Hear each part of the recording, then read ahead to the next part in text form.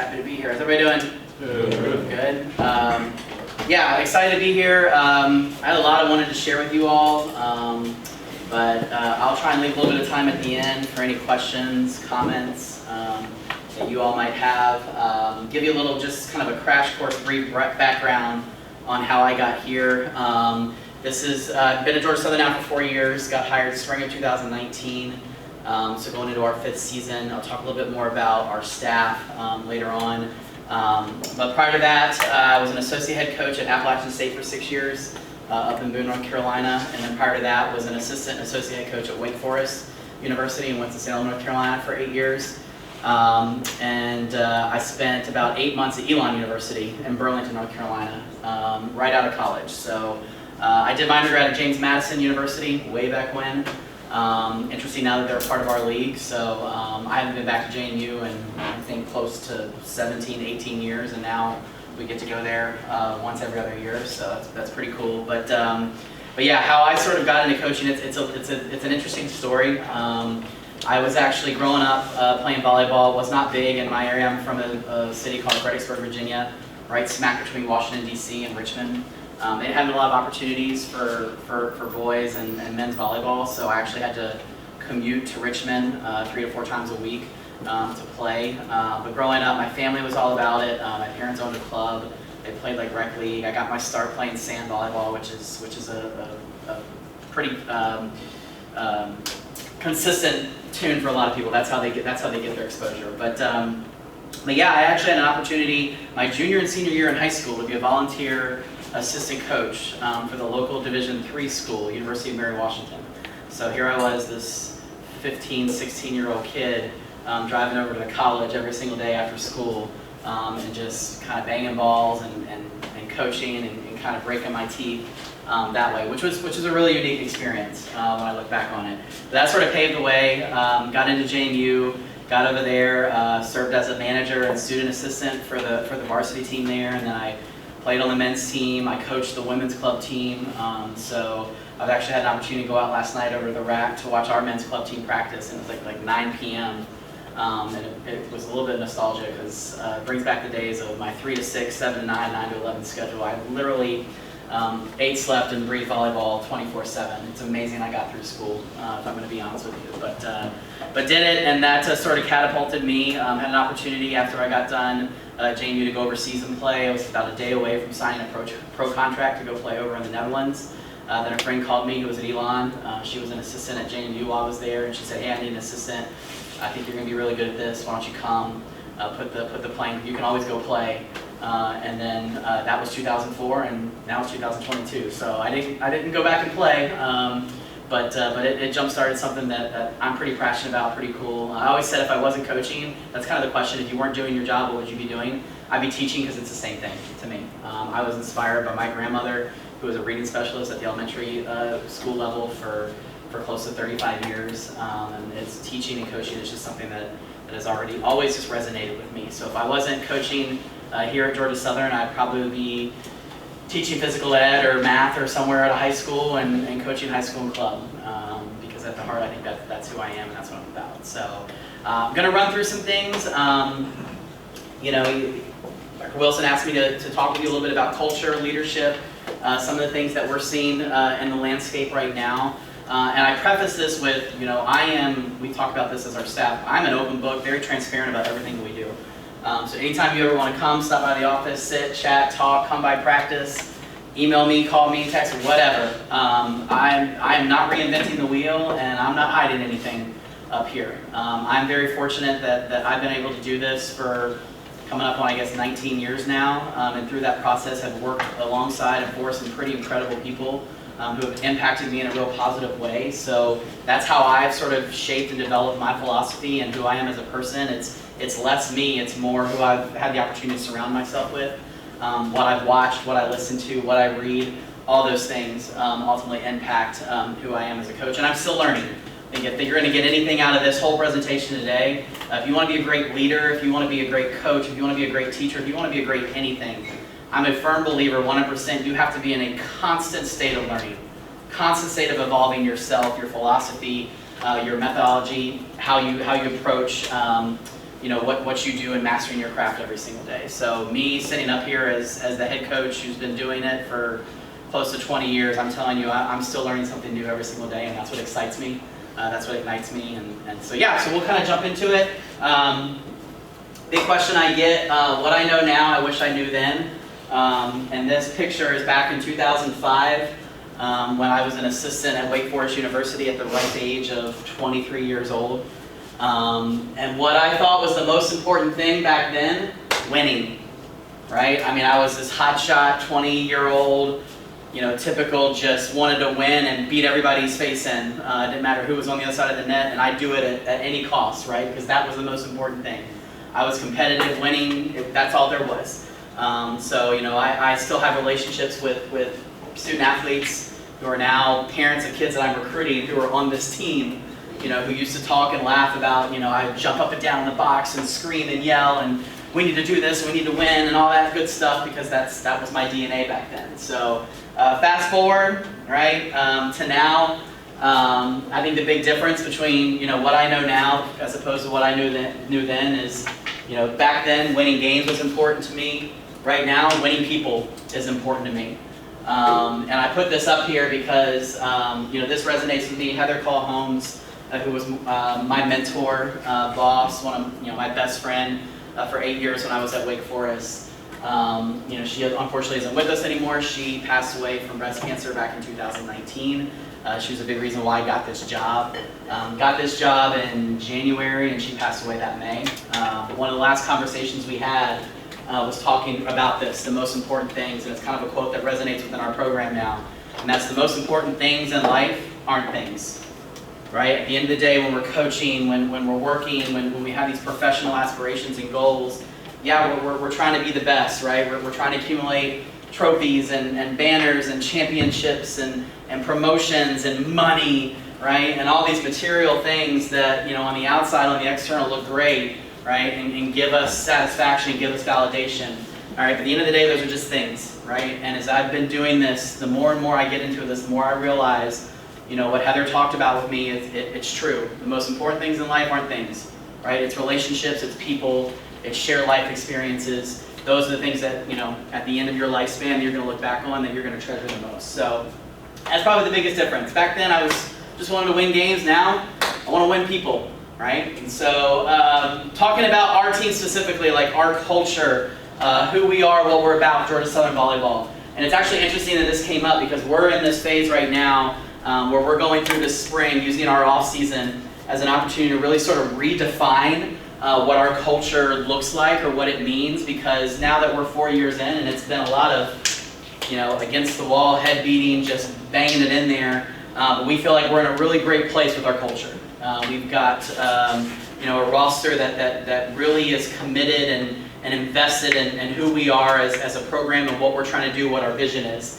Right, but when I tell people, I'm like, we release them and they go out into the real world, or they come sit in these classrooms and they go back home and they talk about, well, how's Georgia Southern? How's Georgia Southern volleyball? And they're like, it's great, our culture's great. But what does that really mean?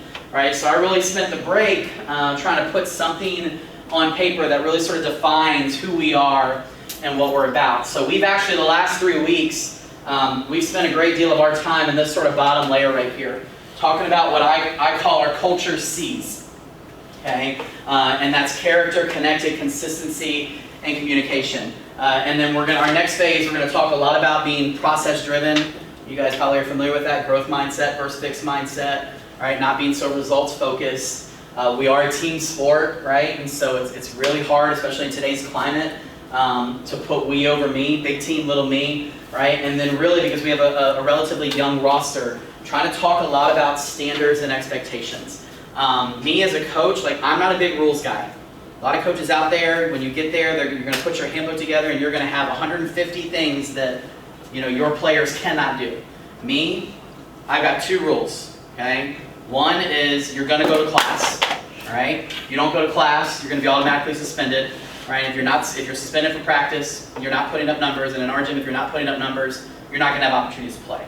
That's number 1 rule, okay? All right. The other rule has to do with our alcohol and drug policy, okay? So just so you guys know, in season, we're 24, 48-hour rules, so you can't drink 24 hours before practice, 48 hours before a match, okay? And then in the off season, we let them have a good time. Okay, so those are the only 2 rules that I have. Everything else within our program is a standard and an expectation. Some of those are driven at the staff level, in terms of having some non-negotiables and what we want our student athletes to be doing every single day. For instance, turning in your daily readiness response, making sure you turn in your grades with our academic counselor every single week. Like things like that, there are going to be consequences if those standards aren't met. Those are non-negotiables. But outside of that, in terms of the things that we want our student athletes to control, right, which is attitude, right, effort, and how they treat each other, right, that's all fostered, that's all cultivated within our locker room, right? So we don't have 150 rules that our student athletes have to follow, because in my experience, the more rules you have, what are you going to have to do as a coach? You're going to have to police it, right? And I will tell you, standing up here, that's the hardest thing to do from an accountability standpoint. Right? Everybody jokes around that they're able to and they enjoy having the hard conversation. But when you have a ton of rules out there, I guarantee you're going to have student athletes who are going to break those rules. And I guarantee you, student athletes who break those rules, oftentimes are going to be some of your best players. So at the end of the day, you're caught looking in the mirror going, what am I willing to sacrifice, right, to set a standard?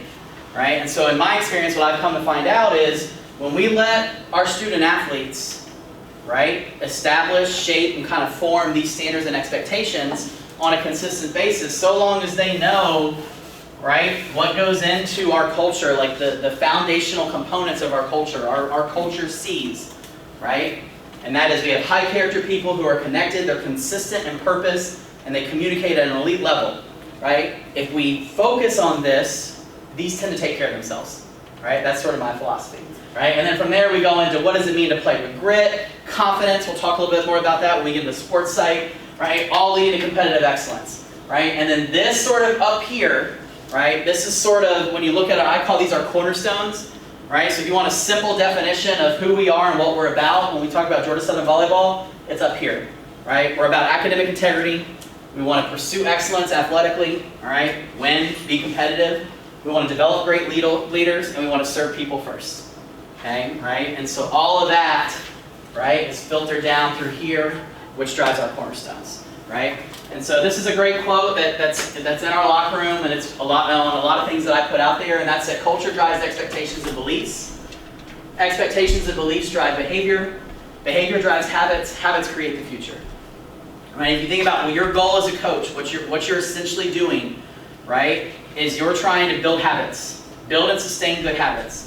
Right? You're an influencer, right? So that the conversations, how you treat your players, how you plan practice, how you implement practice, right? How you prepare for opponents, your mindset, your attitude, right? Your body language, right? All of that, all you're trying to do, right, is build and sustain great habits that ultimately your players, right, student athletes are going to pick up on, which hopefully, all right, they see and then realize, okay, this is what I need to do to be an elite person. This is what I need to do to be an elite player. Okay, so that's sort of our culture build right there. I use habitudes a lot. I don't know if you guys have heard this, but if you want to jot it down, Tim Elmore runs Growing Leaders, which is a nonprofit out of Atlanta, and he wrote a book called Habitudes, right? And it's all about how do you identify, how do you resonate with Gen Z, right? You guys have all heard the right Generation Z. Right? And I don't even know what generation you guys are now. Like, I think we've gone past that. But the idea is, like, we're a very image-rich society now, right? It started off as the IY generation. They called it the IY because of, right, the iPhone, the iPad, all of that stuff, right? So everybody wants to see things, right? So we try and put visuals, we try and put images in front of our team to sort of hammer home, right, some of these ideas. So this was the one we presented to them 2 weeks ago when we talked about those culture C's, right? We had this printed out, laminate, and we stick it on their locker. So every single day they come in, they say vitamin C. Well, everybody knows what vitamin C is, right?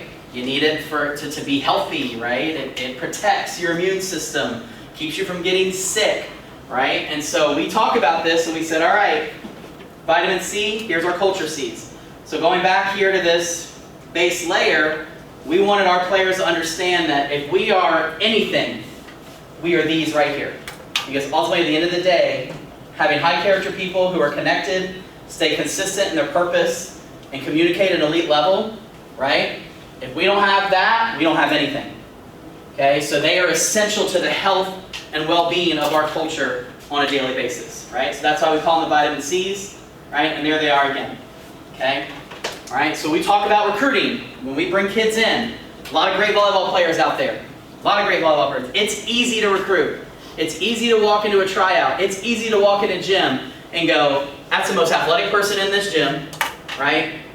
They jump at a high level. They get their hand on the ball at a high level. Super high skilled, super high IQ. No question in my mind, they can come help us win, okay? But these right here, right? These are the great differentiators. Because what I've discovered is everybody at our level can walk into that gym and see the same thing, right? But at the end of the day, you're trying to shape a team, you're trying to build a culture, you're trying to create an environment, right, where you have high character individuals who can stay connected, right, who can be consistent, right, in their approach, right, have a constancy to purpose, right, and who can communicate at an elite level, right? And if you have these things, and that combines with the talent that hopefully you're going to get in your gym, you're going to be able to produce extraordinary results. Okay? I tell our team all the time, you come to my gym, you're probably going to hear me tell them once a week, you're not special. You're not. Right? We've grown up in a society where you can do anything you want to do, you can be anything you want to be. I don't believe that. I don't believe in extraordinary people. I tell my team that all the time. I don't believe in extraordinary people. Okay? Yes, Michael Jordan, right? Okay, did some extraordinary things. But last time I checked, somebody had to pass him the ball. Somebody at least had to inbound on the ball, right? Okay? You can look across any sport, right? It's the same thing. You've got to have a team. You've got to have people around you, all right? They're going to help you, all right, to be able to produce extraordinary results. So I tell our team all the time, you're not special, right? At the base level, you're average. So what are you doing every single day, all right, that's going to separate you? What are you doing every single day that's going to differentiate you from your teammates who you're competing against, right, to your peers who you're competing against? All right, and to me, it's all about the culture C's. When we talk about these, all right, we don't just want to develop great performers, we want to develop great people. All right, so a constant message we're trying to give to our team is person over player. Right, don't get caught up, right, in the player. Okay, get caught up in the person. Okay, I share a story with our team. Skip Prosser used to be the basketball coach at Wake Forest University back in the day when I was there. I used to go to Skip's practices all the time, and Skip would have these Skipisms, as he called them. Right? One day he had an NBA guy, and I won't tell you the name, but he had an NBA guy, right, who was in the league, made millions of dollars. Right? And I'll never forget, he was riding him in practice. Riding him hard in practice. And I'll never forget, he pulled him aside and he said, listen, like, you know what's great about you is from a 3 to 6 standpoint, he goes, you break the mold. You're the best 3 to 6er I've ever seen. And what he meant by that is for the 3 hours that kid was in practice in the gym every single day, he was like, you're outstanding. Like, nobody touches you. He goes, but I'm telling you right now, what's going to hold you back from the league, from life, from anything else, is you don't have your 6 to 3 together. And what he said was, what he essentially was saying is, listen, like, when you walk in here and you put a ball in your hand, like, you're elite. You can do it, no questions asked. But what are you doing from 6 to 3? Right? Are you taking care of academics? Right? Are you eating the right things? Are you getting rest? Right? Are you watching film? Right? Are you pouring into teammates? What are you reading? What are you watching? What are you listening to? And what he was saying is, like, you can go to the league and you can make some ridiculous money. You can make some life-changing cash, right? But what do you got to want more than that, right? Do you want to be an all-star? Do you want to win a championship, right? Do you want to be in the Hall of Fame? Like, go back and watch any of the videos. Kobe, LeBron, Jordan, right? All of the videos, right? You'll hear the same message. It's all about what? Work. Right? How much are you willing to invest of yourself to put in that time to work to get to the next level? Okay? So within these culture C's, something that we've tried to spend a great deal of time of is trying to define the difference between performance skills and relational skills.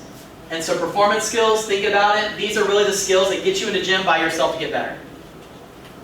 Right? I think about, I just recently watched the Team USA Basketball Netflix documentary, and they were talking about Kobe, right? And you guys probably all saw it. The team's out partying, in Vegas or wherever it was, till 3 or 4 in the morning, and they get back to the hotel, and they get in the elevator, and they run into Kobe, right, who's on his way down to do what?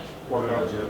Get in the gym, get a workout in, right? And then there's another Kobe story about how he was on that young Laker team, and all the guys, like, he had trouble connecting with them because all they wanted to do was go out. And finally, a rookie comes up to Kobe and says, "Hey, Cobes, like, you never go out with us." And he's like, "Okay." He's like, "Listen, one night I'll do you, like, I'll come to you, I'll meet you halfway and do what you want me to do. But the next day you got to come to me." And so Cobes goes out with the young guys. Rookie picks up the tab. They're out till, I think, 1 or 2 in the morning. They get back to the hotel. Kobe at 3:45 is knocking on that rookie's door. It's like, "All right, I did you last night. You're doing me now." And he's like, "What are you talking about?" He's like, "We're going. The day starts now. We're getting in the gym. We're working out. We're repping. We're doing this." Right? And that was a great example. Those are great examples of leadership, right? But those are performance skills, right? Hardworking, competitive, positive, focused, accountable, resilient, confident, energetic, disciplined, motivated. And this list, I didn't come up with this list. Okay? This is 15 coaches spanning the sports realm. A lot of different sports. 15 coaches who have all won multiple, not just one, multiple championships. Right? And when you ask them, all right, top 10 performance-related skills, these are the ones they come up with. The best players they've ever coached. They were about these 10 things. Okay? So we've done an exercise this spring where we're trying to get our players to identify what of these are your strengths, and then which of these are your growth areas, right? Because we want to hone in on those strengths, but we also certainly want to identify some of those areas where we can be better and help them, come alongside them to help them grow in these areas. And then on the flip side, right, you got performance skills, you got to have relational skills. Okay, so these are the skills that govern your relationship with others. So performance skills are what are going to get you in the gym by yourself and ultimately make you a great player. Relational skills, these are what's going to make you a great teammate, great friend, and ultimately a great leader. Right? So same 15 coaches, thought back, all right, multiple championships won, thinking about all the great players they coached. And these are the top 10 relational skills that they came up with that they saw in those people. So we had our team do the same thing. 2 areas that you find are strengths, 2 that you find are growth areas. Let's talk about why they're strengths, hone in on those, and let's talk about the growth areas and figure out how we come alongside you, make you better in those areas as well. Okay? So that's what we've been spending a lot of time doing right now, right? Just talking about culture and what we're about. I wanted to share this video. I have no, I like Nick Saban. I like him because he's consistent. If I'm going to be honest with you, I'm not an Alabama fan, right? I know we're in the state of Georgia, right? But I do have a deep appreciation from a coach's standpoint of what he's been able to do from a consistency standpoint. When you look at the numbers, when you look at everything and you boil it down, the man's been awfully consistent, right? Everywhere that he's been. Okay? And to me, that really speaks to character. That really speaks to having a vision, having a plan, having standards, having expectations, and really surrounding yourself with quality people. But we showed this video to our team because I think it really resonates with them, and hopefully it does with you all as well.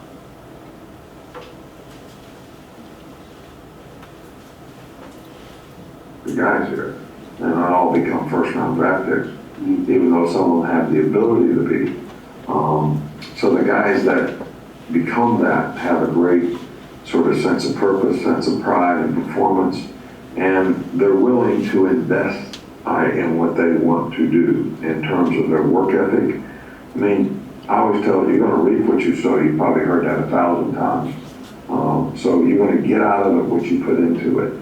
And there's always the question that you should ask, am I investing my time or am I spending it? Are you investing your time in what you want to accomplish, or are you just spending it doing something that's really, really insignificant? Like, I know these guys play Call of Duty and all this stuff, and they spend hours doing this. And I'm saying, if you're doing that, just tell me, are you investing your time in really what you want to accomplish? Or are you just spending it? You're just wasting your time. That not that we all shouldn't have something that we enjoy and we can't escape in, but there has to be limits and boundaries. And then, are you going to have the perseverance to be able to sustain this even when things don't go the way that you'd like for them to? Do you have the discipline to execute it every day? And this is where people struggle most. There's a lot of people that know what they want to do. They have a sense of purpose. They even know what they have to do it, but they can't execute it on a consistent basis. We make choices and decisions every day that basically come down to 2 questions. Here's something I know I'm supposed to do that I really don't want to do. Can you make yourself do it? And over here, there's something you're not supposed to do, but you want to do it. Can you keep yourself from it? So we make hundreds of decisions, and it starts as soon as we get up in the morning, you know. And what I always try to tell our players is, this is a bridge that you have to cross if you're going to be successful. And it's feeling versus choice. You're going to choose to do the things you need to do to accomplish the goals that you have, or you're going to do what you feel like doing. Okay. So I think that's really good. And we try to tie it back to this, and I mean, Nick Saban's got a lot of great nuggets in there, but one thing that really resonates with me, feelings, right, versus choices. Okay, and we ask our student athletes this pretty consistently. You know, where are you operating from? You know, what lens are you looking through? Because if we start to look through things through a lens of how we're feeling, right? And we talk about this because we're about to transition to mental health, right? Being sad, being happy, right? Being excited, being competitive, being down, being anxious, being nervous, being frustrated, like mad, like those are all feelings, and they're perfectly valid. You're entitled to those, right? Okay?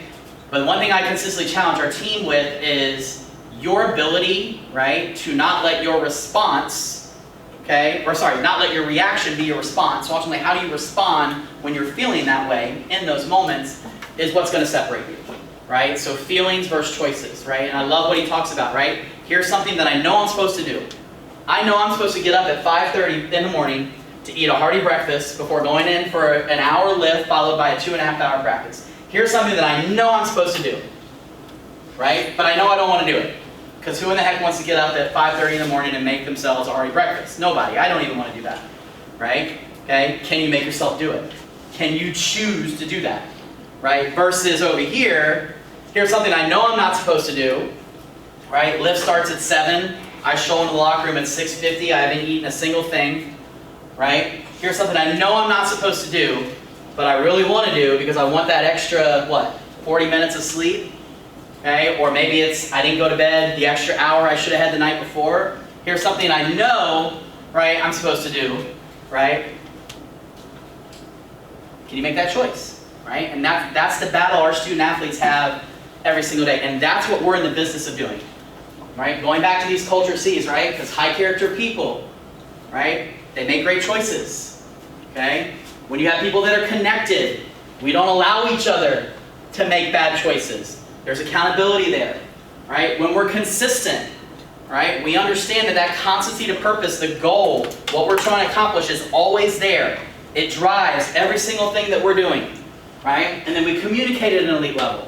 Right? When you have those things, you typically then find yourself in a culture or a team that makes great choices on and off the court. So when Nick Saban talks about that, that's why it really resonates with me in that manner. So jumping ahead, okay, diving into some support areas. Okay, I wanted to kind of give you just a snapshot of our team. One of the things that I talk with our team about consistently is no one person, including myself, is more important. All right, I get it. Like I sit in the big chair, I have to make a lot of tough decisions. But at the end of the day, I'm only as good as all these people, right, who are around me. And I've got an incredible team here. Going around, Madison Brown, who played for us, graduated 2 years ago, was a volunteer assistant for us. She's now transitioning over to strength and conditioning. Kim Duff is our strength and conditioning coach. Taylor Sherwin is my assistant coach and recruiting coordinator. Cora Dotson is a graduate assistant with sports psych here. Luca as well, grad assistant sports psych. He also played soccer here. They are incredible. They've done a fabulous job from the sports psych side of things. Chloe Henderson, who just graduated in December, was a manager for us for 4 years. And we're now transitioning her into a director of operations role, where she's going to get grad school covered here. Kaylin Cordy, who's just got here, is our student athlete academic advisor. So she handles everything academically. Ephraim Negron, or E, that's our other assistant coach. And then Lorianne Tedder, who's our athletic trainer. So this is our team. We meet once a week in person for 45 minutes to an hour. And we go through. We want academic updates, volleyball updates, strength and conditioning updates, sports psych updates, athletic training, sports performance updates.